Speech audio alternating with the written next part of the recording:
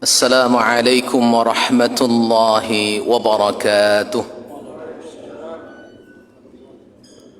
الحمد لله والصلاة والسلام على رسول الله وعلى آله وصحبه ومن والاه. نشهد أن لا إله إلا الله، نشهد أن محمد رسول الله. اللهم صل وسلم وبارك على سيدنا محمد وعلى آله وأصحابه ومن تبعهم بإحسان إلى يوم الدين. رب اشرح لي صدري ويسر لي أمري واحلل عقدة من لساني يفقه قولي. سبحانك لا علم لنا إلا ما علمتنا إنك أنت العليم الحكيم. فقال الله تعالى في القرآن الكريم: أعوذ بالله من الشيطان الرجيم، بسم الله الرحمن الرحيم. والذين صبروا ابتغاء وجه ربهم وأقاموا الصلاة وأنفقوا مما رزقناهم سرا وعلانية ويدرؤون بالحسنة السيئة أولئك لهم عقبى الدار. صدق الله العظيم. Masyarul muslimin, sedang jamaah salat zuhur Masjid Agung Ar-Rahman yang dimuliakan Allah Subhanahu wa taala. Alhamdulillah, pada hari siang yang berkah ini Allah Subhanahu wa ta'ala masih memberikan kita waktu dan kesempatan untuk beribadah, membuktikan ketundukan dan ketaatan di hadapannya. Salawat dan salam kepada Rasulullah sallallahu alaihi wasallam. Allahumma salli ala sayyidina Muhammad wa ala ali Muhammad. Assalamu alayka ya Rasulullah. Di dalam surah Ar-Ra'd ayat 22 yang tadi kita bacakan, Allah Subhanahu wa ta'ala menjelaskan di antara bentuk orang-orang yang cerdas, orang-orang yang hebat di hadapan Allah Subhanahu wa ta'ala, disebutkan oleh Allah Subhanahu wa ta'ala, yakni walladzina sabaru ibtigha'a wajhi rabbihim wa aqamus salah wa anfaqu mimma razaqnahum sirran wa alaniyah wa yadra'una bil hasanati as-sayyi'ah ulaika lahum uqbad dar. Ayat ini adalah penafsiran dari surah Ar-Ra'd ayat yang ke-19, di mana Allah Subhanahu wa taala menyebutkan orang-orang yang cerdas itu, di antaranya disebutkan Allah, yakni orang-orang yang bersabar dalam rangka mengharapkan ridha Allah Subhanahu wa taala. Bersabar dalam mengharapkan ridha Allah Subhanahu wa ta'ala adalah ibadah yang membutuhkan kesungguhan iman di hadapan Allah Subhanahu wa ta'ala. Karena tidaklah mudah untuk membuktikan makna sabar dalam mengharapkan ridha Allah Subhanahu wa ta'ala. Karena kita pasti akan diuji, kita akan pasti diberikan cobaan, kita akan pasti diberikan rintangan oleh Allah Subhanahu wa ta'ala. Sehingga apabila kita mampu menghadapi semua itu, ketika kita bersabar dan mengharapkan ridha Allah dalam menghadapi semua apa yang diujikan Allah itu, disitulah kehormatan kita akan terangkat menjadi orang yang hebat dan cerdas di mata Allah Subhanahu wa ta'ala.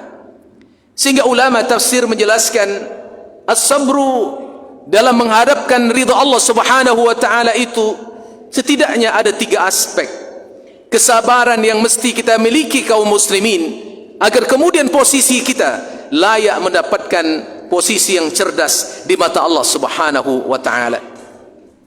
Yang pertama adalah as-sabru fi ta'atillah, sabar dalam mentaati Allah. Tidaklah semua orang bersabar dalam mentaati Allah. Buktinya tidak semua orang mampu meringankan kakinya, mengayunkan tangannya menuju rumah Allah ketika suara azan berkumandang mengundang para hamba-hamba Allah. Tidak semua orang yang kemudian ringan lisannya untuk berzikir, memuji Allah Subhanahu wa ta'ala. tidak semua orang ringan lidahnya untuk beristighfar dalam mengharapkan keampunan di sisi Allah Subhanahu wa taala. Jikalau seandainya kita bandingkan kaum muslimin, kesabaran dalam menjalankan ketaatan yang telah diujikan oleh Allah kepada orang-orang sebelum kita, mungkin jauh lebih ringan apa yang kita alami hari ini. Karena hari ini kaum muslimin, ujian ketaatan kita adalah bagaimana menundukkan hawa nafsu kita. Sementara ujian-ujian orang terdahulu menundukkan hawa nafsu mereka dan membuktikan ketaatan langsung dalam syariat yang berat yang diembankan oleh Allah kepada mereka.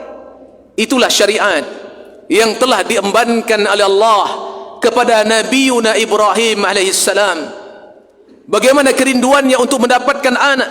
80 tahun lebih Ibnu Katsir menyebutkan ia berdoa kepada Allah untuk mengharapkan buah hati yang didambakan, namun tak kunjung didatangkan Allah Subhanahu wa taala. Ketika sudah diberikan anak yang masih kecil, istri yang belum lama melahirkan, harus dipindahkan kepada sebuah kampung dan sebuah negeri yang disebutkan oleh Allah Subhanahu wa taala, biwadin ghairi zi zar'in inda baitikal muharram, di sebuah lembah di sisi Baitul Haram. Dari Palestina menuju Mekah, perjalanan jauh itu ditempuh oleh Ibrahim bersama anaknya masih kecil, bersama istri yang lemah itu. Tetapi ketaatan keluarga ini begitu dahsyat di hadapan Allah. Ditinggalkanlah istri dan anak yang masih kecil, biwadin ghairi zi zar'in inda baitikal muharram. Seorang istri yang taat, dia hanya mengimani apa perintah Allah Subhanahu wa taala.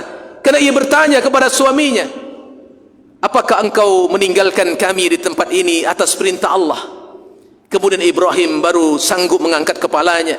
Benar, Allah yang menyuruh aku meninggalkan kalian berdua di tempat ini.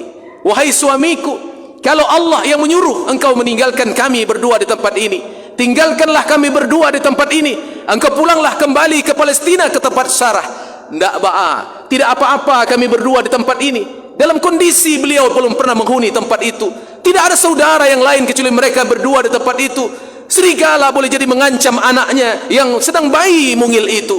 Tetapi keyakinan tauhid untuk taat kepada Allah dalam ujian mengharapkan ridha Allah Subhanahu wa taala dibuktikan oleh seorang wanita hebat, yakni Hajar, yang harum namanya dalam sejarah Al-Quran, sehingga menjadi ibrah bagi para ibu hari ini untuk taat dalam mentaati perintah Allah dan tunduk terhadap ketaatan kepada suami dalam ketaatan kepada Allah Subhanahu wa taala. Bapak ibu yang dimuliakan Allah Subhanahu wa taala, dalam hati yang tentu sebagai seorang suami ada kesedihan, tetapi kemudian ketaatannya kepada Allah mengalahkan kesedihan yang ada dalam hatinya. Ia hanya tawakal dalam doanya kepada Allah. Wa idz qala Ibrahim rabbi ij'al hadza baladan amina warzuq ahlahu minats thamarat man amana minhum billahi wal yawmil akhir, ila akhir ayat. Ibrahim hanya mengangkat tangan dan berdoa agar negeri di mana anaknya dan istrinya ditinggalkan menjadi negeri yang aman. Maka siapapun yang berkunjung ke negeri itu, ketika syarat terpenuhi, iman kepada Allah, iman kepada hari akhir, mereka pasti akan diamankan oleh Allah Subhanahu wa taala. Rezekinya akan diberikan Allah Subhanahu wa taala. Begitu jaminan. Ujian ketaatan yang begitu hebat tidaklah selesai pada memindahkan istri dan anaknya ke sebuah lembah, ditinggalkan mereka berdua di tempat itu. Tetapi Al-Quran menyebutkan bagaimana kemudian perintah itu makin berat, menyembelih anaknya.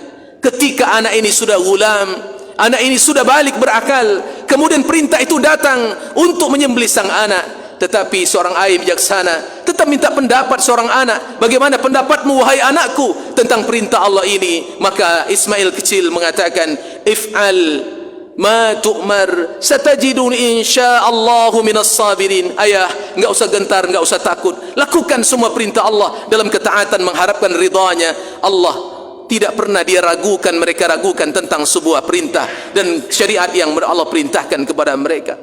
Sebetulnya kaum muslimin, Allah tidak meminta Ismail, tetapi karena Ismail itu adalah simbol dunia yang sangat hebat pada hati seorang Ibrahim, anak yang dibanggakan dan dicintai, maka Allah ingin menguji sang kekasihnya. Wahai Ibrahim, hari ini ujianku akan aku tetapkan untukmu untuk membuktikan apakah cintamu masih dahsyat kepadaku atau cintamu kepada anakmu yang kau banggakan telah melupakan cintamu kepadaku. Maka anak Ibrahim sebagai simbol pengorbanan dalam ketaatan membuktikan kesabaran seorang Ibrahim dalam mengharapkan ridha Allah Subhanahu wa taala. Ibrahim lulus, Hajar lulus, Ismail pun lulus. Hari ini ujian ketaatan kita di bulan Zulqa'dah, menanti bulan Zulhijjah, hanya menyembelih kantong-kantong kita dalam berkorban, membuktikan bagaimana kesabaran kita dan semua nikmat yang Allah titipkan dari harta ini pinjamkan, mampu mendekatkan diri kita kepada Allah atau tidak. Inna a'tayna kal kautsar fasalli li rabbika wanhar inna syani'aka huwal abtar. Oleh kerana itu sabarlah dalam membuktikan ketaatan kepada Allah,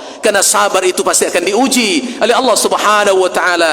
Sabar dalam menundukkan hawa nafsu kita, maka kehormatan Allah berikan kepada kita. Wa amma man khafa maqama rabbih wa nahan nafsa 'anil hawa fa innal jannata hiyal ma'wa. Adapun orang yang takut dengan kedudukan Allah yang maha tinggi, kemudian mereka mampu menundukkan hawa nafsu mereka untuk jadi pemenang di hadapan Allah, tidak dibudak oleh hawa nafsu mereka, tidak menjadi orang yang buta akan kebenaran karena syahwat mereka, maka di saat itulah kemenangan ridha Allah akan kita dapatkan. Yang kedua, kesabaran yang mesti kita miliki untuk mengharapkan ridha Allah adalah kesabaran dalam meninggalkan maksiat. Berat. Orang boleh jadi taat, tapi belum jadi tentu bisa meninggalkan maksiat. Boleh jadi salat sudah ditunaikan, tapi maling masih dia lakukan. Boleh jadi salat sudah ditunaikan, tapi menipu masih dia buat. Boleh jadi salat masih sudah mereka tegakkan, tetapi kemudian perbuatan-perbuatan lagau yang lain masih biasa dia ucapkan dalam kehidupannya. Maka oleh itu sabar meninggalkan maksiat adalah perkara yang berat, sebagaimana sabarnya Nabi Yusuf alaihissalam ketika hidangan kemaksiatan itu sudah berada di depan mata. Kesempatan pun begitu sangat terbuka dan kehasrat hati pun ada untuk membuktikan hawa nafsunya itu, karena sungguhnya walaqad hammat bihi wa hamma biha, dia tertarik kepada wanita itu dan wanita itu pun sangat tertarik kepada Yusuf. Tetapi laula ar-ra'a burhan rabbi, kalau bukan karena bimbingan dari Allah, ia takut kepada Allah, tentulah ia jatuh dalam pelukan wanita ini. Begitulah Yusuf alaihissalam menjadi ibrah bagi kita. Dia rela memilih penjara. Qala rabbi as-sijnu ahabbu ilai mimma yad'unani ilai. Ya Allah, penjara lebih aku pilih ketimbang jatuh dalam pelukan wanita ini. Kehormatan dia menyelamatkan diri dari maksiat diangkat oleh Allah menjadi raja yang terhormat, dan istrinya ditetapkan Allah wanita yang tadi menggodanya tak jadi dalam pelukannya, tapi dalam yang halal dikembalikan Allah. Dan Masya Allah, wanita itu walaupun dia sudah janda, tapi ditakdirkan Allah dalam keadaan perawan ketika bertemu dengan Yusuf alaihissalam. Begitulah Allah menjaga kehormatan seorang hamba yang takut dalam maksiat, mengharapkan ridha dari Allah Subhanahu wa ta'ala. Lain cerita kesabaran dalam menghadapi musibah yang dialami oleh Nabi Ayub alaihissalam, yang sudah sama tahu kita sejarahnya, akhirnya berujung dalam kehormatan yang puncak di hadapan Allah. Walaupun diambil sebagian nikmat yang dititipkan, walaupun hartanya dihancurkan, anak-anaknya dihabiskan oleh Allah semuanya, dan kemudian sakit yang dahsyat menderanya, namun hatinya, lisannya dia minta jangan sampai tersentuh oleh ulat-ulat yang memakan daging-dagingnya. Biarkan lisanku berzikir, biarkan hatiku berzikir, lisanku bertasbih memujimu, untuk tetap berzikir dan mengingat kebesaranmu ya Allah. Puncak kehormatan kesabaran itu berujung dengan kenikmatan. Oleh karena itu kaum muslimin, sabar dalam mengharapkan ridha Allah bukan sabar yang mudah diucapkan dengan lisan, tetapi pembuktiannya, sabar yang diucapkan mudah oleh lisan tapi pembuktiannya sangat sulit dalam perbuatan kehidupan kita. Mari kita jadikan momentum ayat ini memberikan ibrah bagi kita agar kita belajar membuktikan sabar yang sebenarnya sabar, mengharapkan ridha Allah Subhanahu wa taala. Masih panjang pembahasannya, tapi karena waktu yang terbatas, mudah-mudahan dalam kesempatan Allah sambung dan izinkan disambung dalam kajian yang berbeda. Aku qouli hadza wastaghfirullahal adzim. Assalamualaikum warahmatullahi wabarakatuh. Sebelum ditutup, sebentar Bang.